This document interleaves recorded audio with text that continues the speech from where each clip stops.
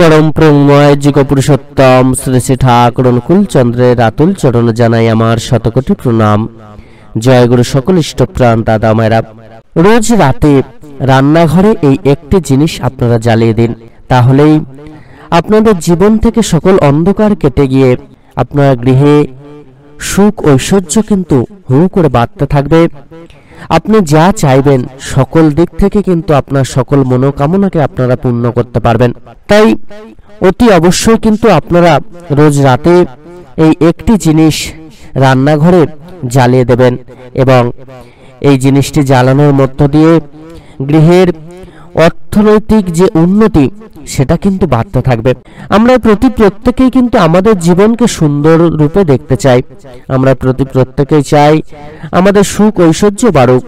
আমরা প্রত্যেকেই চাই আমাদের জীবনটা আরো সুখময় হয়ে উঠুক, আমাদের মানসিক যন্ত্রণা কমুক, চিন্তা কমুক, আমাদের জীবন থেকে সকল প্রকার অশান্তি, সকল প্রকার কালো ছায়া যেন দূর হয়ে যায়। আমরা প্রত্যেকেই চাই আমাদের গৃহের নেগেটিভিটি যেন দূর হয়, আর্থিক উন্নতি যেন হতে থাকে এবং অর্থ সঞ্চয় যেন আমরা প্রত্যেকে করতে পারি। কিন্তু আমরা চাইলেও সমস্ত কিছু আমাদের মনের মতো হতে চায় না। আমরা আমাদের যতই সুখ কামনা করি না কেন, যতই আমাদের অশান্তিকে দূর করার চেষ্টা করি না কেন, তাও যেন হতে চায় না। এর কিন্তু বিশেষ একটি কারণ রয়েছে, সেটা হলো আমরা নিজেরাই। আমরা এমন কিছু কর্ম আছে যে কর্মগুলো করার মধ্য দিয়ে সহজেই এই জিনিসগুলো থেকে মুক্তি লাভ করব, সেই কর্মগুলোকেই করি না। আমরা নিজেদের ইচ্ছা মতো চলার চেষ্টা করি, যার মধ্য দিয়ে কিন্তু আমরা বিভিন্ন রকম ভাবে সমস্যায় পড়ি, বিভিন্ন রকম ভাবে সমস্যায় পড়ে আমাদের জীবনকে আমরা তছনছ করে ফেলি। আমরা যদি প্রত্যেকে এই বিশেষ নিয়মগুলো মেনে চলার চেষ্টা করি, তাহলে কিন্তু কখনোই কোনো সমস্যা আমাদের জীবনে লাগে না, কোনো সমস্যায় আমাদের পড়তে হয় না। কিন্তু আমরা আমাদের নিজেদের মতো করে চলি বলেই এত রকম সমস্যার মধ্যে দিয়ে আমরা যাই, আর যার দরুন আমাদের জীবনটাও কিন্তু তছনছ হয়ে যায়।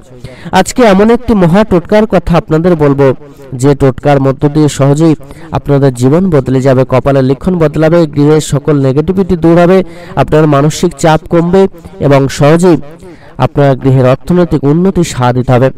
এই জিনিসটি আপনারা যদি পূর্ণ ভক্তিবার শ্রদ্ধাভরে পালন করতে পারেন, এই মহা টোটকা যদি আপনারা রাত্রেবেলা পালন করেন এবং রোজ রাতে এটি করার পর তারপর আপনারা যদি আপনার ভগবানের নাম স্মরণ করে ভগবানকে প্রণাম করে শুতে যান, তাহলে কিন্তু সহজেই মহাফল লাভ করবেন।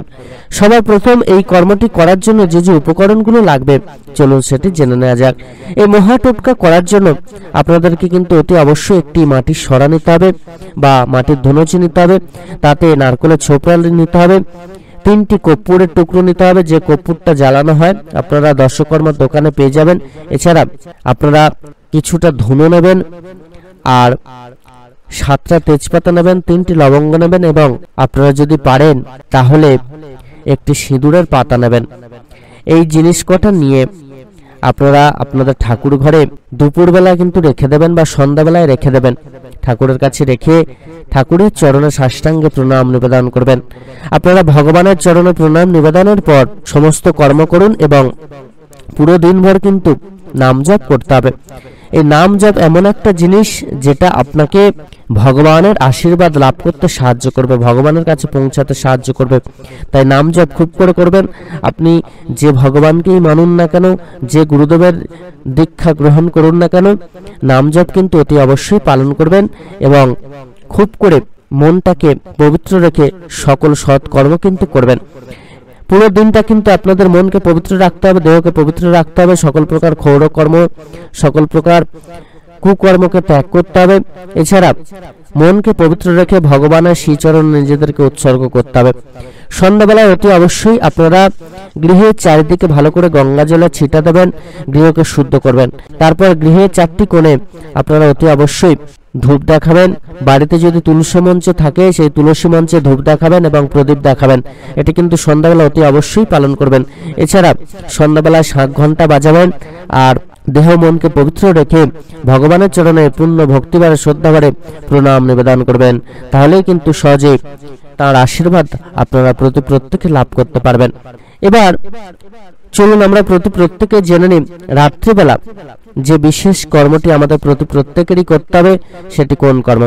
রোজ রাত্রিবেলা আপনারা ওই যে মাটির সরা বা ধনুচির কথা বলেছি, ওটাতে সিঁদুর দেবেন, দিয়ে ওং লিখবেন, তারপর ওর মধ্যে আপনারা নারকল ভুসি দেবেন বা ছোপড়া দেবেন, তাতে কর্পূর দেবেন, দিয়ে ওটাকে আপনাদের রান্নাঘরে কিন্তু জ্বালিয়ে দেবেন। এখানে একটি জিনিস কিন্তু আপনাদেরকে মেনে চলতে হবে, সেটি হলো রান্নাঘর কিন্তু পরিষ্কার পরিচ্ছন্ন হতে হবে। কোনো প্রকার এঁটো থালা বাসন যেন রান্নাঘরে না থাকে। গ্যাস ওভেন থেকে শুরু করে আপনার বাড়ির প্রত্যেকটা আসবাবপত্র যেন পরিপাটি থাকে, পরিষ্কার পরিচ্ছন্ন থাকে। রান্না করার পর সমস্ত কিছু মুছে নেবেন, তারপরে কিন্তু এই কর্মটা করবেন শুতে যাওয়ার আগে।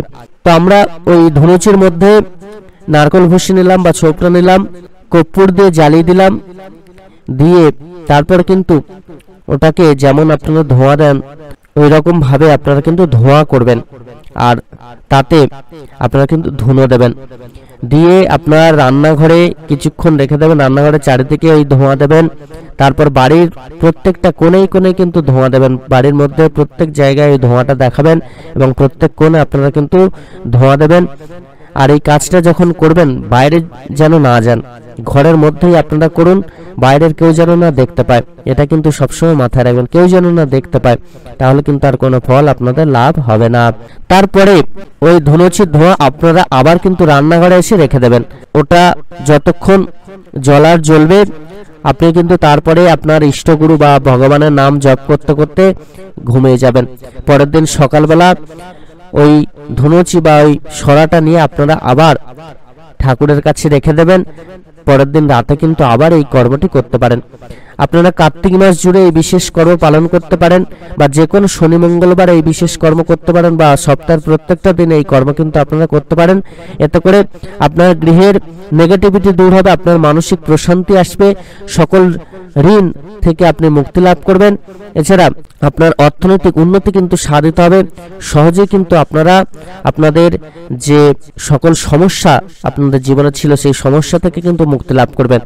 এটা আপনারা করে দেখুন, দেখবেন মা লক্ষ্মী স্বয়ং আপনাদের গৃহে বাস করবেন। আপনারা শাস্ত্রের বিধান শুনলেন। এই যে আমরা আমাদের গৃহ থেকে সকল প্রকার নেগেটিভিটি দূর করতে চাই, এই যে আমাদের গৃহের আর্থিক উন্নতি, আর্থিক সংগতি ফেরাতে চাই, আমাদের সুখ শান্তিকে ফেরাতে চাই, আমাদের সকল প্রকার অশান্তি দূর করে সহজেই গৃহের ঐশ্বর্যকে বাড়াতে চাই, এই সমস্ত কিছুই কিন্তু সম্ভব হবে যদি আমরা প্রকৃতরূপে পরম দয়ালের বলা প্রত্যেকটা বিধানকে মেনে চলতে পারি। পরম দয়াল যুগপুরুষোত্তম শ্রী শ্রী ঠাকুর তার শ্রীমুখে বলেছেন যে যিনি ইষ্টকে ভালোবেসে চলেন, যিনি ইষ্টপথে চলেন, যিনি ইষ্টের প্রত্যেকটা বিধিবিধানকে মেনে চলেন, তিনি যদি ঐশ্বর্য নাও চান তাহলেও কিন্তু তিনি ঐশ্বর্যশালী হয়ে ঐশ্বর্য তার কাছে আসবেই আসবে। তাই আমাদেরকে প্রকৃতরূপে পরম দয়ালের বলা প্রত্যেকটা বিধিবিধানকে মেনে চলতে হবে। আমাদেরকে পরম দয়ালকে ভালোবেসে কর্ম করতে হবে। পরম দয়ালকে ভালোবাসতে পারলেই জীবনে প্রকৃত সমস্ত কিছু লাভ সম্ভব হবে। আমরা পরম দয়ালকে ভালোবেসে যদি বিশেষ কিছু কর্ম করি তাহলেই দেখবেন জীবনটা সুন্দর সুমধুর হয়ে উঠেছে। পরম দয়াল যুগপুরুষোত্তম শ্রী শ্রী ঠাকুর অনুকূলচন্দ্র আমাদেরকে বাস্তবে চলার শিক্ষা কিন্তু দিয়েছেন, যে শিক্ষাগুলি প্রকৃতরূপে গ্রহণ করার মধ্য দিয়ে আমরা সহজেই আমাদের জীবনকে সুন্দর সুমধুর করতে পারবো। আমরা সহজেই আমাদের জীবনকে আরো উন্নতি মুখর করতে পারবো। আমরা যদি বাস্তবে এইভাবে না চলে আমরা কখনোই ভালো থাকতে পারবো না। প্রকৃত অর্থে ধর্মের যে মূল কথা, অন্যকে বাঁচিয়ে নিজেকে বাঁচানো এবং আমাদের জীবনকে শুধরে নেওয়া, আমাদের কর্মকে শুধরে নেওয়া, চলন চরিত্রকে শুধরে নেওয়া, এটা হচ্ছে প্রকৃত ধর্মের মূল কথা। সেই ধর্মের যে মূল কথাটা সেটাকে কিন্তু আমাদের মেনে চলতে হবে, তবেই প্রকৃতরূপে আমরা ভালো থাকতে পারবো, ঐশ্বর্যশালী হয়ে উঠবো, সুখে থাকতে পারবো। আমরা শুধুমাত্র এই টোটকাগুলো পালন করলাম আর তাতে করেই আমরা যে ভালো থাকতে পারবো তা কিন্তু নয়। টোটকা পালন করার আগেই কলিযুগে যেটা সবার আগে প্রয়োজন সেই সদ্গুরুর দর্শন, সেই সদ্গুরুর দর্শন কিন্তু করতে হবে, তাঁর চরণে নিজেদেরকে আশ্রয় গ্রহণ করতে হবে। তবেই আমরা প্রকৃতরূপে ভালো থাকতে পারবো, তবেই আমরা প্রকৃতরূপে সুন্দর সুমধুর জীবন লাভ করতে পারবো।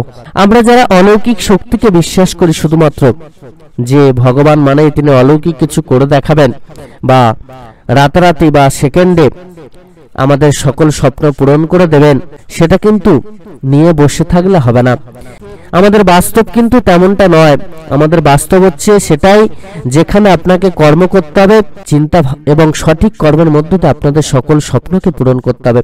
এই সঠিক কর্মের মধ্য দিয়ে তবেই কিন্তু আপনারা ভালো থাকতে পারবেন, সুন্দর সুমধুর জীবন লাভ করতে পারবেন। নাহলে যতই আপনি এই টোটকা পালন করুন না কেন, আপনি যদি সদ্গুরুর চরণ আশ্রয় না নেন, সৎ নাম যদি মনন না করেন, যদি আপনারা দান ধ্যান সেবা কর্ম অর্থাৎ ইষ্টবৃত্তি পালন না করেন, তাহলে কিন্তু এই জগৎ সংসারে প্রকৃত অর্থে সুখ শান্তি লাভ করতে আপনি কখনোই পারবেন না। গৃহে হয়তো অর্থ আসতে পারে, অনেকে অসৎ উপায় অবলম্বন করে হয়তো প্রচুর অর্থ কামাতে পারেন, বা অনেকে সৎ মানুষ যারা অর্থ উপার্জন কিন্তু করতে পারলেও গৃহকে শান্তিময় করতে পারবেন না, গৃহকে সুখময় করতে পারবেন না, প্রকৃত ঐশ্বর্যশালী হয়ে উঠতে পারবেন না। সেটা হতে গেলে পরম দয়ালের চরণ আশ্রয় নিয়ে সেই মতো করে আমাদেরকে চলতে হবে, তাঁর বলা বিধিবিধানকে মেনে এবং তাঁর বলা প্রত্যেকটা কর্মকে করার মধ্য দিয়ে আমরা সহজেই আমাদের জীবনকে কিন্তু বদলে ফেলতে পারবো। না হলে যতই আমরা যাই করি না কেন, কোনো কিছুতেই প্রকৃত ফল আমরা লাভ করতে পারবো না। সকলে খুব ভালো থাকবেন। পরম দয়াল আপনাদের প্রতি প্রত্যেকের মঙ্গল করুন। জয় গুরু বন্দে পুরুষোত্তমম।